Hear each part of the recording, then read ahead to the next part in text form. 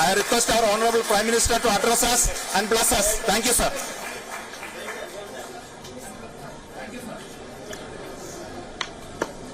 मेरे प्यारे परिवारजनों,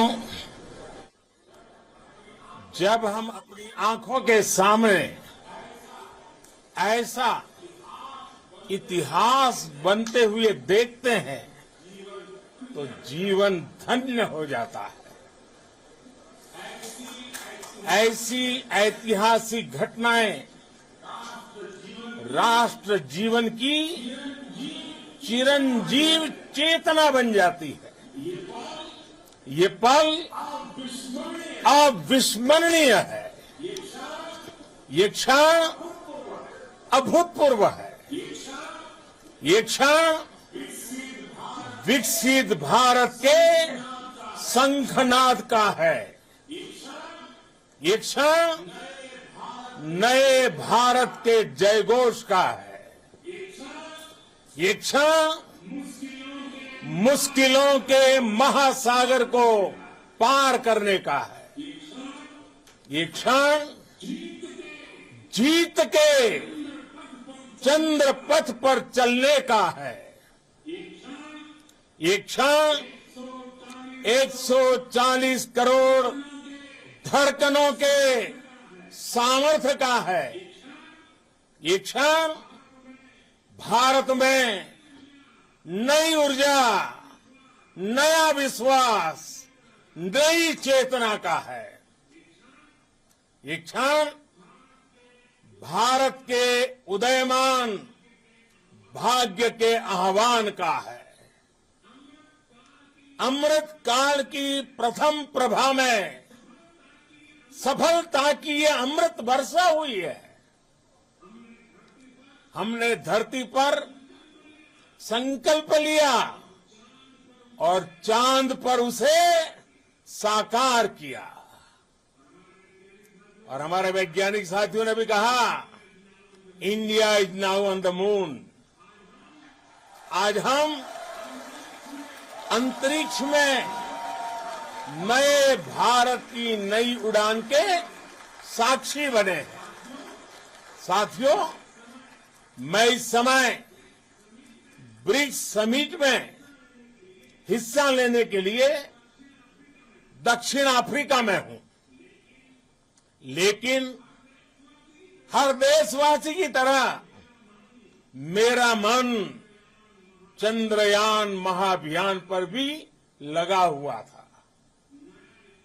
नया इतिहास बनते ही हर भारतीय जश्न में डूब गया है। हर घर में उत्सव शुरू हो गया है। हृदय से मैं भी अपने देशवासियों के साथ, अपने परिवारजनों के साथ इस उमंग और उल्लास से जुड़ा हुआ हूं।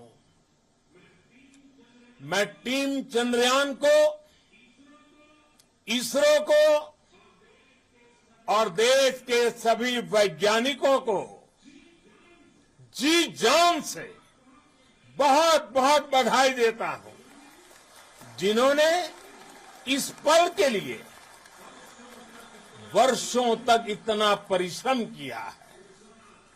उत्साह, उमंग, आनंद और भावुकता से भरे इस अद्भुत पल के लिए मैं 140 करोड़ देशवासियों को भी कोटि कोटि बधाइयां देता हूं। मेरे परिवारजनों, हमारे वैज्ञानिकों के परिश्रम और प्रतिभा से भारत चंद्रमा के उस दक्षिणी ध्रुव पर पहुंचा है, जहां आज तक दुनिया का कोई भी देश नहीं पहुंच सका। अब आज के बाद से चांद से जुड़े मिथक बदल जाएंगे, कथानक भी बदल जाएंगे और नई पीढ़ी के लिए कहावतें भी बदल जाएगी। भारत में तो हम सभी लोग धरती को मां कहते हैं और चांद को मामा बुलाते हैं।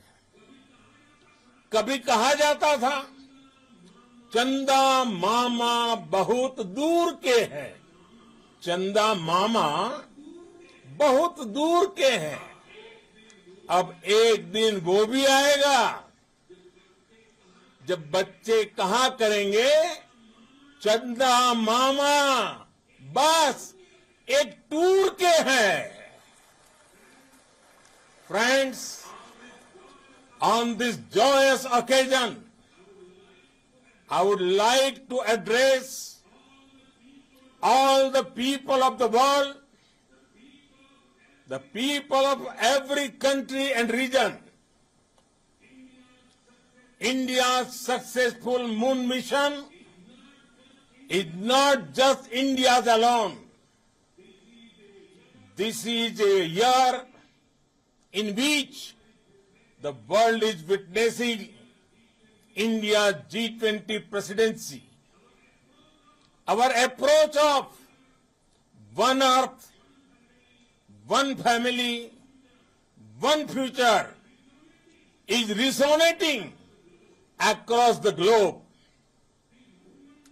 This human-centric approach that we present and that we represent has been welcomed universally. Our moon mission is also based on the same human-centric approach. Therefore, this success belongs to all of humanity, and it will help moon missions by other countries in the future. I am confident that all countries in the world, including those from the global south, are capable of achieving such feats. We can all aspire for the moon and beyond. मेरे परिवारजनों, चंद्रयान महाअभियान की ये उपलब्धि भारत की उड़ान को चंद्रमा की कक्षाओं से आगे जाएगी। हम हमारे सौर मंडल की सीमाओं का सामर्थ्य परखेंगे और मानव के लिए ब्रह्मांड की अनेक संभावनाओं को साकार करने के लिए भी जरूर काम करेंगे।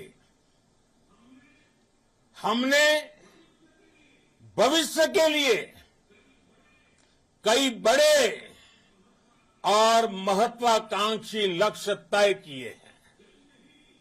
जल्द ही सूर्य के विस्तृत अध्ययन के लिए ISRO Aditya L1 mission launch करने जा रहा है। इसके बाद शुक्र भी इसरो के लक्ष्यों में से एक है। गगनयान के जरिए देश अपने पहले ह्यूमन स्पेस फ्लाइट मिशन के लिए भी पूरी तैयारी के साथ जुटा है। भारत बार बार ये साबित कर रहा है कि sky is not the limit. साथियों, साइंस और टेक्नोलॉजी देश के उज्जवल भविष्य का आधार है।